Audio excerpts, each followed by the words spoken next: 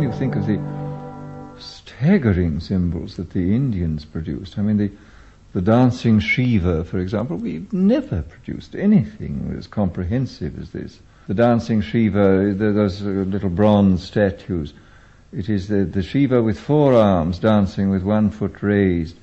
And, well, I mean, I'll go into the details, they're really quite extraordinary. It's, the figure stands within a great circle, a sort of halo, which has flames going out, I mean, the symbols of flames. And this is the circle of mass, energy, space, time. I mean, this is the material world, the great world of the all-embracing material world with its flames. Within this, Shiva dances. He's called Nataraja, the lord of the dance. And he dances, he's everywhere in the universe. I mean, this is his dance. The manifestation of the world is called his lila, his play. It's, I mean, he sends his rain upon the just and the unjust, and he's beyond good and evil, of course. It's all an immense manifestation of play. He has this long hair, which is the hair of the yogin, contemplative, and it streams out to the limits of the universe, you see. Therefore, this sort of yogic knowledge of this contemplation includes everything. He has 4 arms. In the upper right arm he holds a little drum, which is the drum which summons things into creation. You beat upon this drum, things come into existence. In his left arm he holds a fire, which is what destroys everything. He both creates and destroys. His lower right hand is held up in this attitude, which means be not afraid, in spite of everything, it is all right.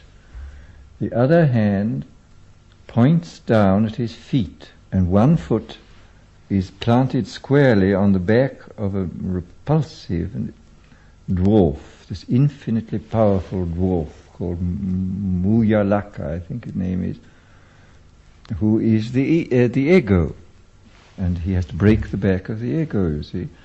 What he's really pointing at is the other foot, which is raised, and this means this foot is raised against gravitation and is the symbol of spiritual contemplation.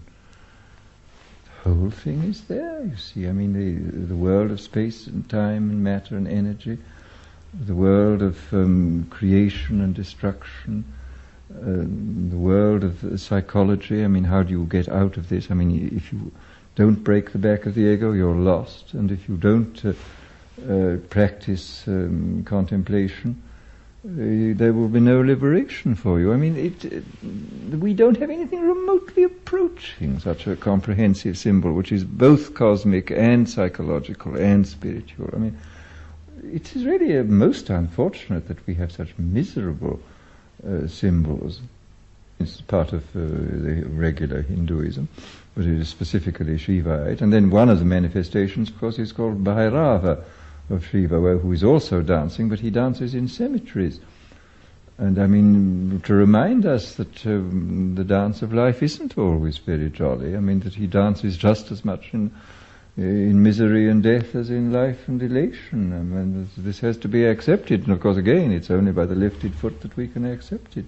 I mean, it actually is completely compatible with the modern scientific idea. I mean, it includes the world, you see, of mass, energy, space and time, and the idea of the infinite energy dancing timelessly and forever through this world, dancing through human mentality too. I mean, that the world is felt to be, of course, a kind of outrage, because the play goes on even inside ourselves, although we are sentient beings, and yet the hand is raised, everything is finally all right in spite of everything, if, as Buddha says, I show you sorrow and the ending of sorrow.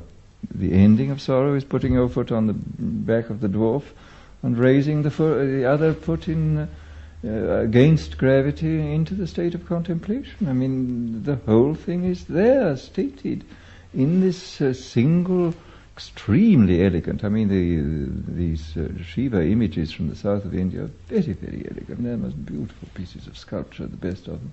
But it's a shame we don't have any good symbols like this to remind us of who we are and of what we can do about it, if anything. No, we're very, very poor in it. I mean, we have some of the Christian symbols, which are not really satisfactory. I mean, the symbol of the cross is fairly good, but it doesn't take into account the sort of cosmic side of life. I mean, it doesn't take into account mass, energy, space, and time, which is essential. It doesn't take into account, I mean, as it stands, it doesn't take into account the importance of contemplation. No, it's. I mean, there are other symbols, of course, within Christianity which do, but a single comprehensive symbol like the Shiva symbol we do not have, and it's very unfortunate. This whole business of the organized manipulation of symbols is. I mean, the human mind is a symbolific instrument. I mean, it exists to manufacture symbols, to turn immediate experience into symbols for the purpose of managing it in a fairly convenient way. The question is, can we get on with fairly scientific symbols, realistic symbols, and then concentrate on the immediate experience? I don't know. I mean, I simply don't know whether this is possible as a sort of general